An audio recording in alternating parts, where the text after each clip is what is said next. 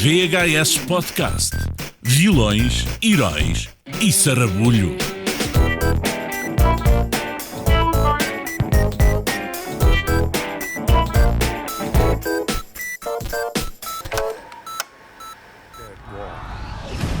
Tantos superpoderes? Legend tells of one who can master all the elements. É uma espécie de as crónicas de Nárnia. O trailer Sim, misturada com o Senhor dos Anéis. Eu creio que os fãs e a malta ficou toda com a expectativa em alta quando este material promocional começou a aparecer aí na internet, não foi? Então, Paulo, tudo bem? Está tudo, Daniel. Estás entusiasmado Então, porque hoje vamos falar verdade. com o protagonista deste filme? Estou bastante entusiasmado, posso-te já adiantar. E estou curioso, porque entretanto já se passaram alguns anos e ele já não é o mesmo puto do filme, entretanto já é um homenzinho, não é? Pois, já deve ter outra perspectiva das coisas e se calhar uma visão mais adulta desta experiência. E já tem algumas considerações a fazer em relação à experiência aqui do filme. Vamos aqui recuar rapidamente à série de televisão, não é? À série original que deu origem a este filme. Foi uma série de televisão americana, animada, transmitida originalmente pelo canal Nickelodeon, passada num universo com um aspecto asiático, onde várias tribos são capazes de controlar cada um dos 4 elementos principais com o poder da mente, uma habilidade chamada de bending, é assim que eles chamam. E por acaso é até curioso tu mencionares isso, porque eu inicialmente... Também tens esse dom, é isso? Mas julgava que a série era mesmo de origem japonesa. Não. Só depois é que percebi que não era. Acho que os autores são fãs do anime, não é? Sim, da tentaram animação tradicional copiar de alguma forma e copiaram o estilo e as próprias características fisionómicas dos personagens, por aí fora. A série de 3 temporadas rapidamente cativou o público, tanto infantil como o mais adulto, ao combinar personagens e uma narrativa densa com um universo colorido e cheio de ação. O protagonista principal é o jovem Ang, e aqui o nome dele gera alguma controvérsia na forma como deve ser pronunciado. É um garoto que tem a habilidade única de conseguir controlar os 4 elementos, água, ar, fogo e terra, e que por isso pode ser a resposta a uma ameaça ao equilíbrio das coisas. Este sucesso tremendo produziria também uma série spin-off chamada The Legend of Korra e um filme. E é precisamente este filme que nos traz aqui hoje, estreado em 2010, que, mantendo a tendência de carreira do realizador M. Night Shyamalan, se tornaria um desastre financeiro e crítico e considerado ainda hoje como uma das mais desconchavadas adaptações de uma série de televisão ao grande ecrã. O grosso coisa que eu não percebo porquê. E tu já queres saber porquê, Paulo. Já queres saber isso tudo. O grosso das críticas vem, claro está, dos fãs, mas não só. O argumento empapado, as interpretações sofríveis e incoerências raciais tornaram o Último Airbender no desastre de 2010 e punha por terra todas as pretensões de estender a mitologia por mais filmes. O custo astronómico de 150 milhões de dólares não conseguiu ser pago e foi nomeado para 8 Razzies, ganhou 5, incluindo o de pior filme. Ficaste triste com isto, Paulo? Eu não fico triste, mas também não fico indiferente. Não consigo perceber essa crítica negativa em relação ao filme. Eu li alguma dessa crítica negativa antes de ver o filme e estava-me a preparar para o pior. E vi o filme e fiquei surpreendido porque aconteceu-me exatamente o inverso quando tu tens uma expectativa demasiado elevada sobre um filme e depois não corresponde à expectativa e ficas um bocado aborrecido com isso. Neste caso, a minha expectativa era tão baixa, não é? Que o filme acabou por me surpreender por não ser tão mau quanto queriam fazer parecer. Acho que o filme está muito acima de qualquer uma dessas críticas. Eu já vi filmes que têm críticas melhores também para miúdos, como as Crónicas de Nárnia e afins, e a Bússola Dourada e o Stardust e por aí fora, que eu acho que são piores filmes, mas muito piores comparativamente. Tu achas as Crónicas de Nárnia piores que este filme? Sim, muito piores. Mas todos eles? Todos eles, a trilogia. Surpreendeu-me eles terem orçamento para fazer um segundo filme depois de ter visto o primeiro. Quanto mais ter feito uma trilogia. O primeiro filme foi um sucesso, caraças. Pois foi um sucesso por causa dos livros, percebes? Porque então, mas repara, as pessoas foram todas, foi um bocado o efeito Harry Potter, E ali uma coisa alavancou a outra. Sim, agora, verdade, este filme, que eles foram um bocado à boleia do Harry Potter, sim. Foi. Mas não acho maus filmes. Mas não são melhores do que este. Na minha opinião, que vale o que vale. Não acho que seja melhor. Eu acho que este filme tinha muito mais sumo para dar e acho que tinha mais... Sente-se aqui a falta da continuação da história. Eu acho que esta saga do Airbender tinha mais para dar. Eu tenho uma opinião mais ou menos parecida com a tua. Acho que o filme, no melhor dos cenários, é um filme decente. É um filme que entretém, não consigo apontar ali sim críticas muito fortes, mas noto que existe, por parte de alguns atores que não são muito experientes, eram novitos, andavam ali um bocado a palpar terreno, e nota-se que a história não é muito sólida. Aquilo está um bocadinho mal explorado e merecia, o argumento essencialmente merecia ser um bocadinho eu acho que não mais é bem mal polido. Explorado. Eu acho que eles estavam à espera de o desenvolver na trilogia, durante a trilogia. Sim, mas tu tens que pôr o primeiro filme tem que ser forte. Senão, tem que ser um alicerce, para poderes continuar a fazer as histórias seguintes. Mas também não consigo compreender porque é que este filme se tornou um saco de pancada. Completamente. Também não percebo o porquê. Uma coisa que pode ter contribuído de alguma forma, pelo menos para algumas pessoas que reconheciam a série como sendo a série Avatar e não Last Airbender. A questão é que... A culpa foi do filme do James Cameron, que registou o título primeiro, não sei se sabes disso. Eu sei disso. Mesmo no epicentro de tamanha epopeia estava um jovem promissor lutador de artes marciais a interpretar o Aang. Ele chama-se Noah Ringer e iniciou e quase terminou a sua carreira de ator precisamente com este filme. Estivemos a conversar com o menino e está na hora de vos passarmos a entrevista que tivemos com ele. Espero que gostem. Tá?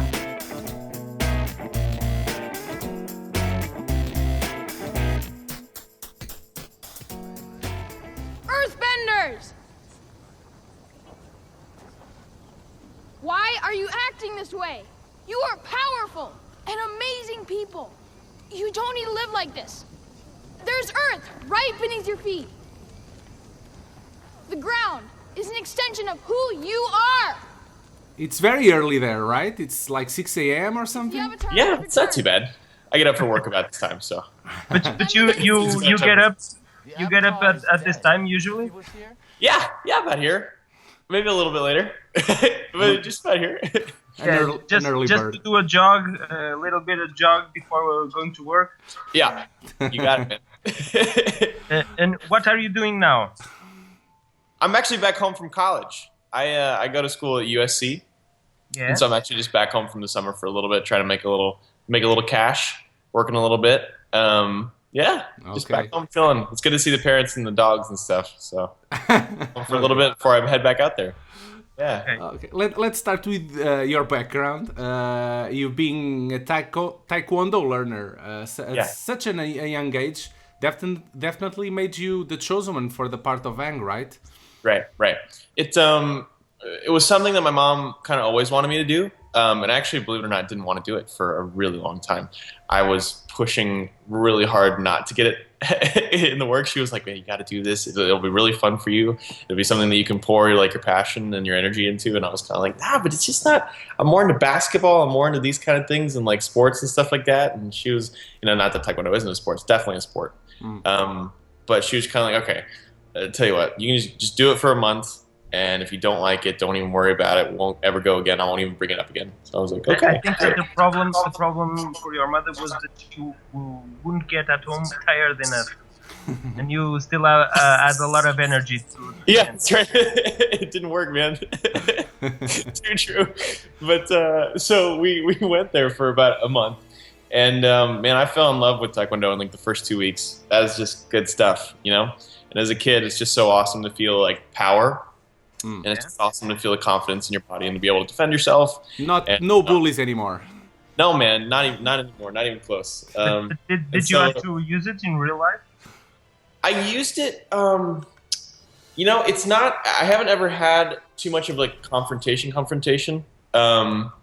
It's been okay for me, but it has been nice. I think that I've avoided those situations a lot because of the confidence that it gave me. If that makes sense. Taekwondo is so cool because it's a whole rounded experience. It's not just like a physical, like I'm working out, which is, what we more thought it was. My parents are very into like teaching me morals, very into bringing me up in a good, like awesome way.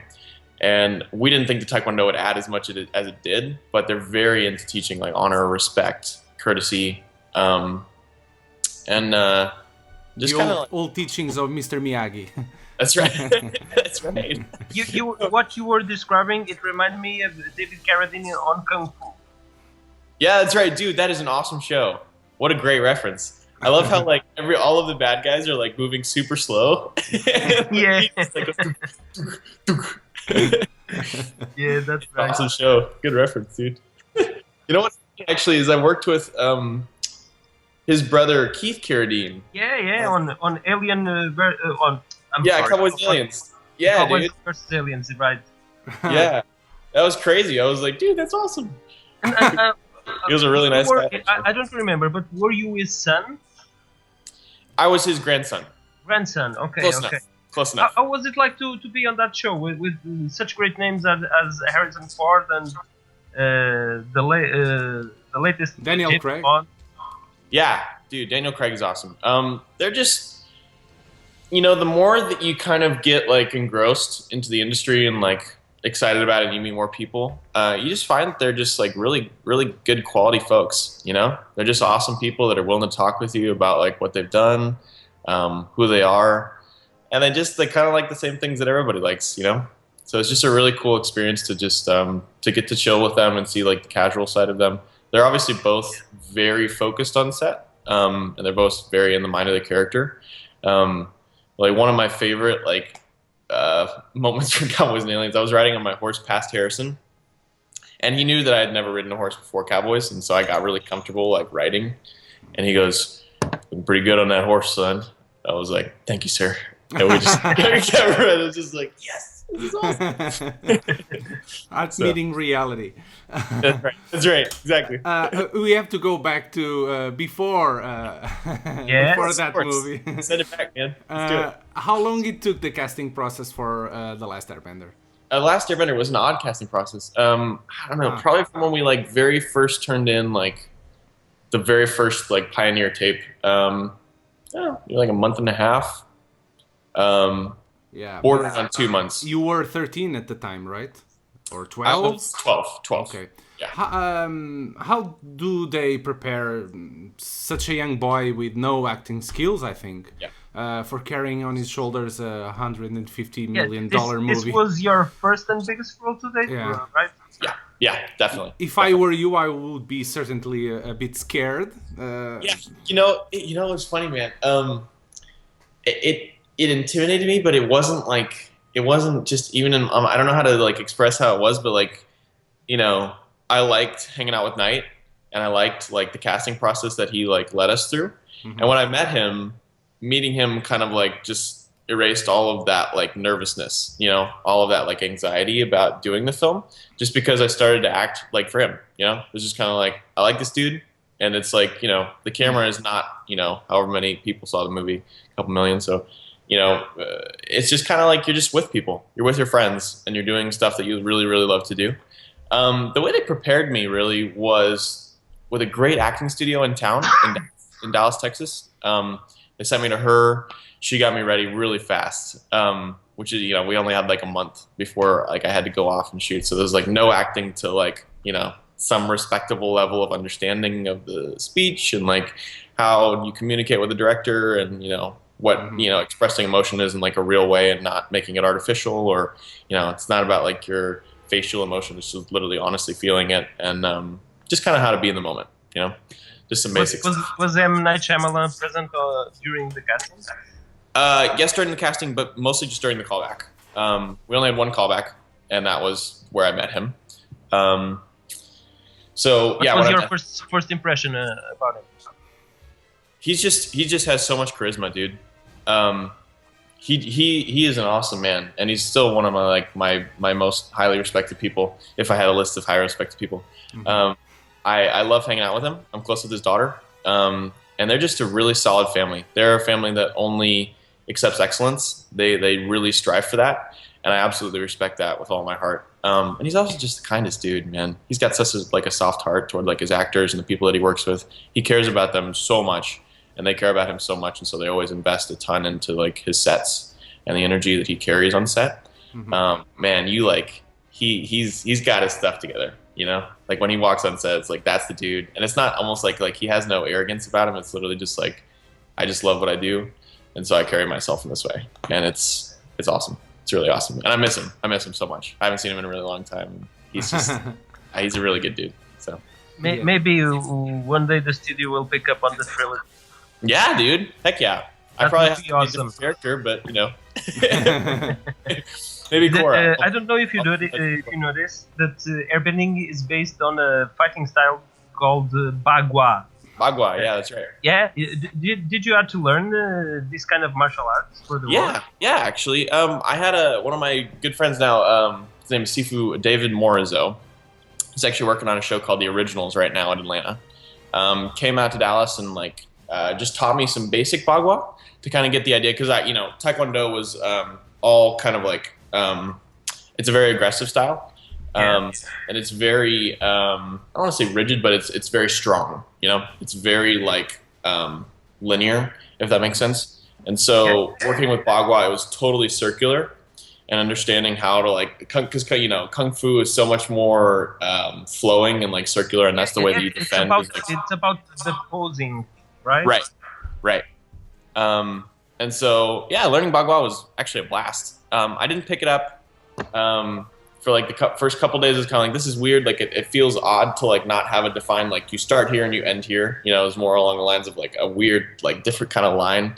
But once you kind of like start getting it, it's a really cool energy. It's like it's kind of like a dance almost, you know, with really cool practical application, which was awesome. Okay. And they also taught me the staff too, because Bagua has a lot of staff. So With all the special effects and all that stuff, I think it must be overwhelming to you to watch the movie in the end with all the CGI and the soundtrack and all that stuff. I have never been in a movie, at least not in a big movie like that. Right. So how it is to finally see the thing coming and see you there inside from the audience point of view. the point of view, how it is that part of the thing to watch the final product. It's kind of like watching another person, honestly, which is kind of helpful in like keeping the self-consciousness from like, oh crap, I don't want to look at it.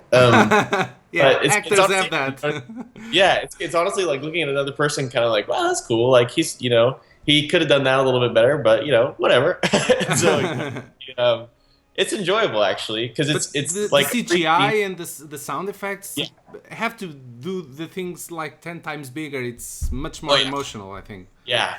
Well, especially with the sound design, like, wow, I don't think I hit him that hard, but like, poof, it sounds bad. I hope he's okay.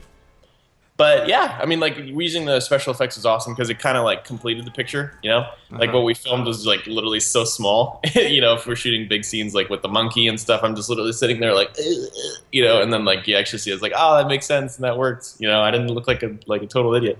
And so, doing that was cool. But it's also like watching every scene in the movie, it's kind of like you have different memories for that location on set. You have different memories and like for locations, just like in scenes and stuff with different people. It's like, oh, that funny thing happened there, and oh, that funny thing happened there, and oh, especially we because do you have any funny story that you can tell us? Oh my gosh, yeah. I bet you do. Yeah, dude, it's been so long. Okay. I tell you what, we'll do this one. So you guys know who Dev Patel is? This bad guy in the movie Zuko. Yeah. Slumdog Millionaire. Yeah, that's right. Right, fantastic movie. So he, is encased in the ice. That one in the movie. That thing. I don't know if you guys have heard the story before, but I love the story. Knight's a pretty big prankster, so he does this stuff all the time. But just as an example, as one like little icon of it, Dev is like encased in this kind of like plastic like shell. So some of it was real. It wasn't. He was just like not just like frozen. Some of it like he was actually encased in like this kind of plastic clear thing, not his head, but like his body. And at one point, we were shooting that scene, and he was frozen in that stuff. And Knight yells out to everybody, goes, "All right, guys, that's lunch. Let's go." Okay. Shut the seat And they everybody forgot just, them there. Yeah, doesn't even look at him, right? We all planned this. Doesn't even look at him, right? And we just like walked away. All standing there behind him, like just watching him, and like he starts to be like, and finally like the last guy leaves, and he's like, hey, and he kind of, like, I'm looks still around. here. He just kind of like looks around and he's like, guys. I want to pee. I want to go to the bathroom. Yeah, that's right. I have to go to the bathroom really bad, guys. It's not funny. I don't want to destroy this very expensive prop around me. That's right. Because I could, but I'm not going to. Yeah. You know the movie wasn't critically acclaimed when it came out. People were very fond of the TV show, and still today the internet complains mainly about the movie failures. Right. Do you agree on them? You know, were you surprised with those? Yes. reviews? Also, were you surprised? You know, for me, it wasn't at that time even in my mind, and I'll talk about it, like in that time and then kind of like now. For me, when I was making the movie, it was just something I did with like the people I loved, you know, and so the critical reception never really entered my mind. It was just kind of like, we're gonna do this. We're having tons of fun. And that's all that I care about, you know? And so whether the movie or not did well, it was kind of like, you know, whatever. And then people started making a bigger deal out of it, and it was kind of like, oh, this is actually, you know, it sucks that like not as many people enjoyed the movie as we wanted to. And it honestly was not at all something that I've ever felt like hated on, you know? I've never felt like self-conscious about it or like, oh, that's annoying, like somebody like hurt me. It was more along the lines of, man, I really wish you could have been a part of like the really cool journey that I went on through this movie, you know? Because so, the movie was built that way, to be part of something bigger in the next movies or something. Right, of course. And you know, I think when going out to make a movie, sure, you can like hope that the audience likes it, and you can ask them, you know, you can do some audience tests, but at the end of the day, you're just going out like and just taking a risk, you know? You're taking a risk for the movie, you're doing something different. We were translating an anime that was like, you know, how many hours long to like... It wasn't easy. Right, no, it was very hard. And we were also trying to do something different, you know? We didn't want to tell the same exact story over again, you know? We wanted to have our own voice in it, which is like, right, you should have that always in art. And we tried to do justice to it, you know, I think we did. But at the end of the day, we were trying to make a few people happy. You know, we were trying to make like just somebody happy with the movie. You know, we just wanted somebody to enjoy, somebody to be entertained, and that was my perspective. I don't know about anybody else, but I just wanted somebody to enjoy it. You know, if somebody went away from that movie with 2 hours of their life that was more fun than like what they go through every day, you know, that's awesome, and that's all I wanted. You know, and so from what I've talked to, like I've talked to so many families that have come up to me and be like, please make a second one. Our daughter loved it. Our son loved it. Our whole family had a great experience. We watch it all the time. You know? I'm one of those guys. Dude, that's awesome. I think there is a lot of hate in the critics' reviews for the M. Night Shyamalan. Yeah. That reflects on his latest movies. Do you think this was one of the reasons for the movie not having bigger numbers on the box office, or do you think that the movie was badly publicized with its audience? I don't know if it was publicity. I'm not an expert in that, but you know, I do think the critics go after Night. I do, and that's not something that I can avoid. And that really sucks for me. You know, I really love that guy, and I really wish he didn't have to go through that. But you know, it happens. Like, you know, when you're an artist, you're putting yourself out there in a vulnerable place, and like I said, you're taking a risk, and that's gonna happen. You know, I'm sure someone somewhere has said something bad about me, and I am totally okay with that. They totally have that right. You know, I'm not gonna like be annoyed at them at all. You know, it's like, you know, I don't like some movies. Do you think that your career suffered from the result of the film? Oh yeah, dude. I mean, like, it's chill. You know, I'm gonna keep going. Honestly, you know, like, you know, the movie, like in some people's regard, didn't do well at all, but I'm happy with it. You know, it was something that totally changed my life. I would have never experienced film at all, and so like, yes, it definitely did change my career because like I wouldn't have that anywhere on my radar, you know. And it totally brought movies into my life and something amazing that I love now that I never had before. And so it brought me cinema, and I'm so grateful to it for that. And so yeah, I totally think my career is separate. People forgive, you know what I mean? And I'm so much older now, and I'm continuing to learn. And you know, I'm sorry that some people didn't like it, but I had a really fun time making it. That's kind of like That's what, you know what I mean? I enjoyed it and I loved it. And it's brought me some of my closest friends in the world. So that's the best experience that you could have from the film. Right. Is to change your life. Do you know the guy who played Anakin in Phantom Menace, the Star Wars movie? Yes. Yes. He said he was bullied after the movie. Did you have bad experience from people saying like, you ruined Last Airbender, dude? Right. Right. Did you have that? Not really. Not really? Not really. I mean, I've had a few people that are kind of like, man, what was that? Movie, man, I tried, you know? You don't go that often to the internet, right? I guess. No, it's not. That's not even worth it, man. That's not even worth it. Some people, man, it's just like, I feel like these days some people just enjoy hating on a movie more than they enjoy like enjoying a movie. You know, and it's kind of like a funny thing to like pick on a movie. It's kind of like, you know, I just love movies, you know, and like there's a lot of movies that like, you know, dare I say this, stepping out here. I love The Man of Steel. I loved it. It was so entertaining. Yeah, you know what I mean? Cool. I liked it too. You know what I mean? And like, I'm not gonna put like, you know, really artistic like measures on it. It was just like a cool, you know, Superman movie. You know what I mean? Yeah, I think probably there's a legion of the hardcore fans of the comic books. Right. No, of course. That are always against anything outside an adaptation. But cinema is an adaptation. Of a story. It's not to be conducted truly by the book because that's impossible. I have here a few questions from Reddit. Space Violets on Reddit asks if you watched the TV show and how does it compare to the movie in your point of view? I loved the TV show as a kid. I absolutely loved it. I watched it before like the movie was even in my mind. What's funny was I actually loved it so much, and people said I shaved my head because I was a basketball player and I thought it would help for some reason. I don't know what I was. Aerodynamics. You know, everybody does it, so you might as well. It's like aerodynamics or something. I don't know. Yeah, dude, I loved it, and I actually dressed up for Halloween as the character before even the casting call or like anything. It was destiny or something. Yeah, man. Yeah, man. I don't know. But it was just awesome, and I loved the characters, I think, more than anything, which is kind of what you love about, you know, some of your favorite TV shows. But they're just like such solid characters. They just like their relationships are built so well. It's just great stuff. Wampus Crandall, also on Reddit, asks if you have something to say about all the controversy of white people playing Asian descent characters. That's a really good question. You know, to me, I have full respect for that culture, especially like being a martial artist. I totally get that for some people. I don't know, man. I don't know my thoughts about it. It's a tough thing to tell and that obviously wasn't my choice. I just went out for the part and did my best and like hoped that they would cast me. But I definitely think the industry in general should pay a lot more respect than it does to the original characters. Mm-hmm. I think whitewashing definitely is a thing, and it's really, really, it's a really tough thing. You know, I don't know. It's because I have a lot of friends that are Asian actors, and it's really tough for them. It's not as easy as it would be for me, and it's honestly something that we need to address, and that, you know, definitely the Oscars this year. That's that thing. Yeah.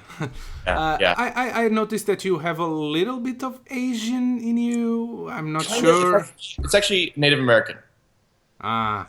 That's actually kind of mostly what it is. And I don't know why it came out so strong in me, because it's literally like 1/25 or something ridiculous like that. But it's like there's a lot of it, like black hair, you know. So I don't know. But yeah, people have said that. The eyes look a little bit Asian. So yeah, I think so too. I don't know where that's from. So. Were you approached to do a trilogy of The Last Airbender? Yeah, it was originally intended to. Yeah. That's what the contract was. You know, are there plans for more movies discussed recently or something? Not sure. I'm not sure. At the beginning, obviously, that was the plan. But I have no idea if that's in the works right now. I sure hope so. I mean, like, I'd love to see it, if nothing else. You know, if not to be in it, I'd love to see it. You know? You're older, so you're still fit for the part or not? I don't know, man. I don't know. I need to work out a little bit more. So. As I said, I think it's a great movie, and I would love to see the continuation of the story and the evolution of all the characters. I think that The Last Airbender feels like it's an incomplete story because it ended in a cliffhanger note, almost teasing the audience for the next chapter. Yeah, I know. I feel the same thing. and I personally don't understand why the movie flopped, because it has all the ingredients to be a big hit with the younger audience. And when you see the Chronicles of Narnia, it's even harder to understand why one was a success and the other one wasn't. Right. It doesn't make sense. Right, man. I don't know. I've tried to understand that a lot as well, and it's kind of just the way art is sometimes, you know. Whether it's like the frame of mind people come into it with, or like the way that their friends told them the thing is about, you know. That'd be great. You're still recognized as the Last Airbender guy? What do you mean, like out in public? In school a lot, yeah. Because it's mostly the rumor has spread out. Yeah. I try to contain it for a little bit. What I try and do is just like introduce myself to people and then like get to know me for like a month, and then it's kind of like, and like this is, you know, and then they kind of find out somehow, and then hopefully you have a relationship like established with them before they learn, you know what I mean, so that the relationship doesn't become about that. Mm-hmm. But I have some really awesome friends at school, man. I found that most people, you know, at first it's kind of like, whoa, dude, that's awesome, like what? And then it's kind of like, you know, you're still Noah, you know, you're still same dude that I met, you know what I mean? Yeah. Like, and so it's good. It's good. Noah, it was a big pleasure to have you. Me too, guys. Yeah, big pleasure. Thank you for having the time to speak with us. Especially at 6 a.m. 6 a.m. Not a problem, man. Dude, I'll get up anytime for you guys. I really appreciate it. You guys are awesome. Thank you very much. E pronto, foi isto, meus amigos. Espero que tenham gostado desta entrevista em exclusivo aqui para o VHS. Como vocês sabem, nós claro que é somos peritos a escavar bem no fundo dos mailing lists de Hollywood para encontrar esta malta, para que vocês possam também... Eu acho que esta malta assim mais nova é muito mais fácil de conseguires falar com eles. Primeiro porque todos eles têm um Twitter, todos eles têm uma conta de Facebook. Estão ligados online permanentemente. É fácil chegar a eles. E depois, é verdade. Quando o Noah aceitou o convite foi muito fixe, porque ele é de facto a pedra basilar neste filme, é a partir dele... E foi o primeiro papel dele, e eu tenho-te a dizer que para um primeiro papel, eu acho que ele até esteve muito bem. Eu já sei que tu não concordas. Não concordo, mas eu acho que ele teve, tendo em conta tudo aquilo que ele teve que passar para fazer um primeiro papel e ter uma produção de 150 milhões em cima dos ombros dele, eu acho que ele teve muito bem. É lógico que eu não lhe disse isto, não é? Mas é uma responsabilidade muito grande pôr nos ombros um papel muito físico, não é? Porque tu tens que ser um lutador de artes marciais e ao mesmo tempo tu tens que ser um ator. Não é? E é logo o teu primeiro papel em cinema, isso as fraquezas vêm todas ao de cima, e ele era muito novo, caramba, ele tinha 12 ou 13 anos, é lógico que quando assim há alguma coisa a ceder. Põe os olhos no Jaden Smith. Isto é para terminar aqui o podcast, não é? O que é que pode correr mal? Ele começou bastante jovem, fez o Karate Kid, e o que é que pode correr mal, não é? Também lhe fizeram a mesma coisa, puseram-lhe nos ombros um filme chamado After Earth, também do Shyamalan, agora estava a perceber, e as coisas não correram lá muito bem, não é? A única coisa que pode correr mal a esta malta é serem realizados pelo M. Night Shyamalan, de resto está tudo bem. Nota aqui uma tendência. Pronto. Exatamente. E com isto encerramos o nosso podcast. Lembro os nossos caros ouvintes que temos o e-mail vhspodcast@gmail.com, para onde podem enviar o que vos apetecer. Temos a nossa conta de Facebook, estamos no iTunes e por aí fora. Pronto, Paulo, é isto. Está feito. Ok, tchau.